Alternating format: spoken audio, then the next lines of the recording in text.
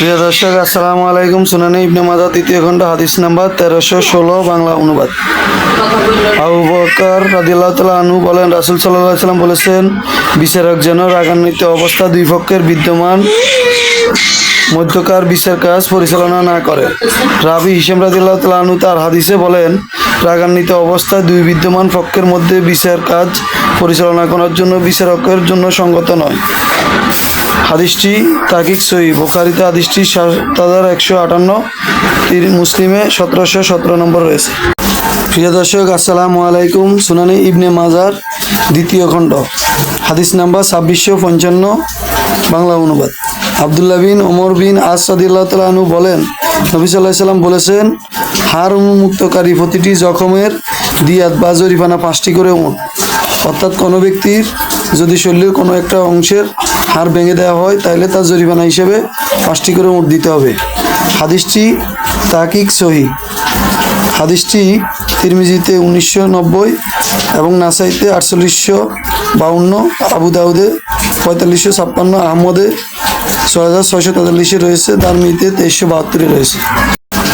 প্রিয় দর্শক, আসসালামু আলাইকুম। সুনানে ইবনে মাজার দ্বিতীয় খণ্ড হাদিস নাম্বার 2652 এবং 2653। ওমর ইবনে আবু সোহাইবা ও আব্দুল্লাহ বিন ওমর আস রাদিয়াল্লাহু তাআলা আনহু বলেন, রাসূল সাল্লাল্লাহু আলাইহি ওয়াসাল্লাম বলেছেন, সবগুলো আঙ্গুলের দিয়াত সমান। প্রতিটি আঙ্গুলের জন্য দেয়া হবে 10টি উট করে। কেউ যদি কারো হাতে একটি আঙ্গুল কেটে ফেলে 10টি করে উট জরিমানা দিতে হবে প্রতিটি আঙ্গুলের জন্য, এবং প্রতিটি আঙ্গুলের সমান যে আঙ্গুলটিকে কেটে ফেলো। এই হাদিসটি তাহকিক সহিহ। হাদিসটি নাসাইতে 4850 এবং বুখারীতে 6696 রয়েছে। প্রিয় দর্শক, আসসালামু আলাইকুম। সুনানে ইবনে মাজাহ তৃতীয় খণ্ড হাদিস নাম্বার 2661 বাংলা অনুবাদ। ইবনে আব্বাস রাদিয়াল্লাহু তাআলা আনহু বলেন, রাসূল সাল্লাল্লাহু আলাইহি ওয়াসাল্লাম বলেছেন, কোনো সন্তানকে হত্যার অপরাধে পিতাকে হত্যা করা যাবে না।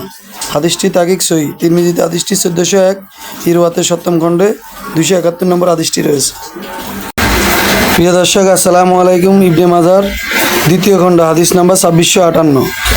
নবী করিম সাল্লাল্লাহু আলাইহি সাল্লাম থেকে আবু হুযায়ফা রাদিয়াল্লাহু তাআলা আনহু বর্ণনা করেন, নবী করিম সাল্লাল্লাহু আলাইহি সাল্লাম বলেছেন, কোনো মুসলমান কোনো কাফেরকে হত্যা করলে সেই কাফের জন্য মুসলমানকে হত্যা করা যাবে না। হাদিসটি তাহকিক সহিহ। 2658 নম্বর হাদিসটি বুখারীতে 111 নম্বর রয়েছে।